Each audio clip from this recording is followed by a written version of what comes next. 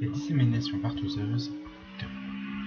Fouif écrit sur son profil Grindr, partouze géante chez moi, amenez qui vous voudrez, rendez-vous dans 30 minutes sur place. Il sait qu'il s'est emballé avec le risque que 78% des gays de l'Île-de-France débarquent, mais il lui faut évacuer, et quitte à le faire, autant que ce soit en grande. Après avoir acheté 20 boîtes de préservatifs, 5 litres de lubrifiant et du beurre, il rentre chez lui prendre une douche, chausser ses baskets de collège jamais nettoyées et faire un peu de sport pour lui exciter la galeuse qui ne va pas tarder à pointer le bout de son gland pointu.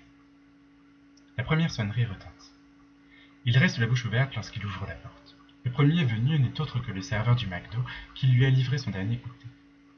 Jeune, un peu pesanté par la débauche comme il les aime, Rémi se met illico à poil et se jette sur la braguette de Fouif.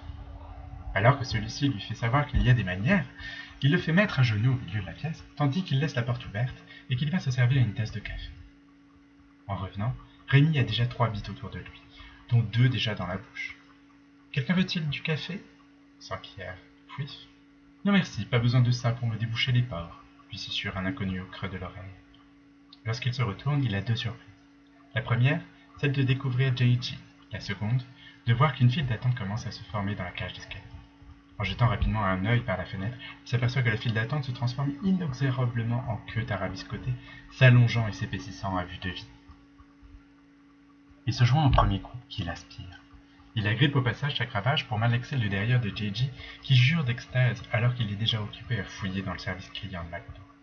Des gémissements saturent l'espace de vagues de délire orgasmique qui aboutissent, à chaque éjaculation, à des reprises toujours plus frénétiques. À partir de sa 5e éjaculation de suite, Lugra décide de voir où en est son invitation. Il découvre que ses managers du boulot se sont passés nus, trouvant N plus 152 fermé par un plug de 10 cm de large menotté à un radiateur à côté de l'asphalte.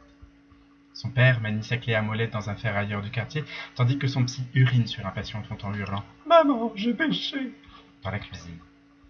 J.G. est couvert de café dans la baignoire, attendant que quelqu'un l'infuse. Lugra est à son aise. Après avoir visité toutes les pièces de son duplex, il décide de bronzer nu sur son balcon, après avoir fait passer quelques amitiés par-dessus bord.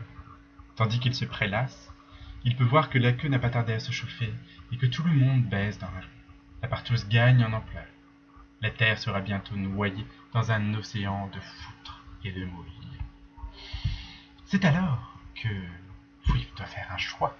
Soit il choisit de jouer à Hippoglouton, chirurgie des joues, soit il choisit d'appeler ses parents les plats stéroïdés.